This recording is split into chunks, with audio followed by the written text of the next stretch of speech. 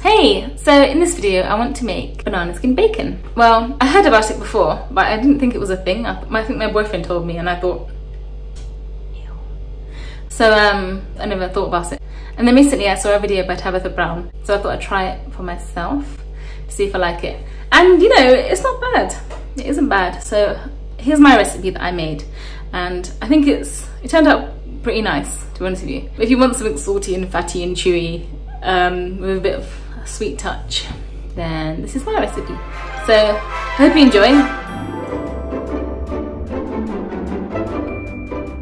So to start with, I took 3 bananas and I de-ended them. We do not need these bits. Then I proceeded to peel the bananas.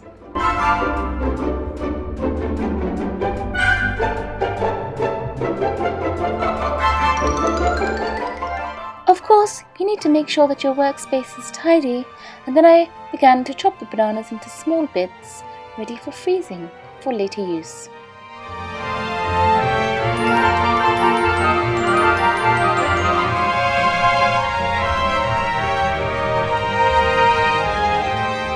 These chopped bananas work perfectly in smoothies or ice cream during the summer months.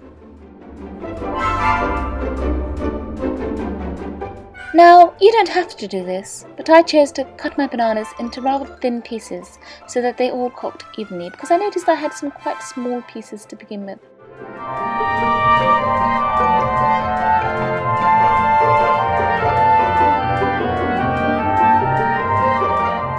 Now, in a separate bowl, I'm adding half a heaped teaspoon of paprika.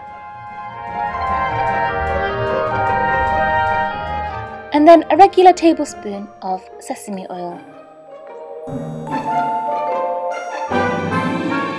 It's then followed by 3 tablespoons of olive oil. This is too much olive oil, but I added it anyway.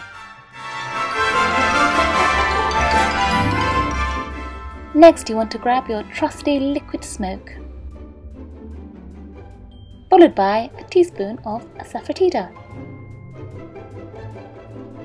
And of course, some garlic. This is not essential, but I like it anyway.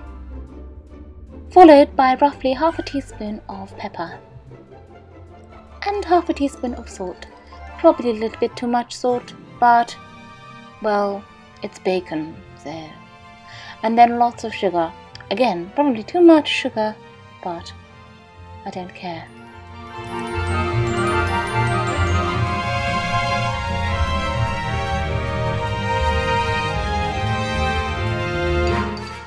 Next, grab yourself a baking tray with some baking paper and bake the pieces for roughly 5 minutes on 180. I use a fan oven, I'm not sure about gas, so you'll have to research that yourself. Once baked, the pieces turn a much darker colour. Now we let them cool and then we smother them in sauce.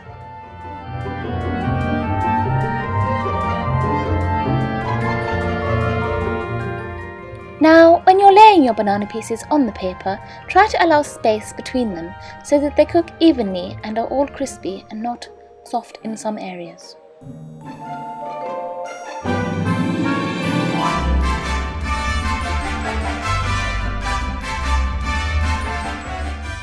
If you do happen to have any sauce left in your bowl, make sure to smother the pieces of banana.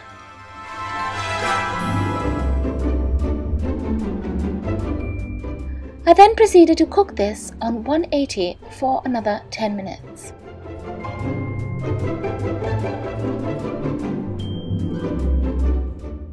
And this, my friends, is the final result. A crispy, sticky bacon thingy for you to enjoy as a snack or in a sandwich. I hope you did enjoy this. Please stay tuned for some fun comments on this recipe. And also make sure that you don't burn them, because they do burn rather easily. Yeah, it's really easy and quick. You're using all of the banana, I think, which is cool. I think it turned out quite nice. It's quite chewy texture. And normally, when I ate meat, I didn't really like chewiness, because I thought like it just goes on and on forever. And I thought, yeah. But this was nice, actually. Even though it was chewy, the flavour stayed.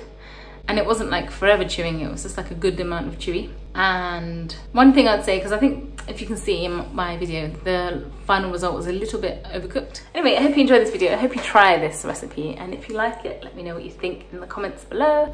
And if you could like and subscribe, that would be great. I'll see you in the next one. Okay, thank you for watching. Bye!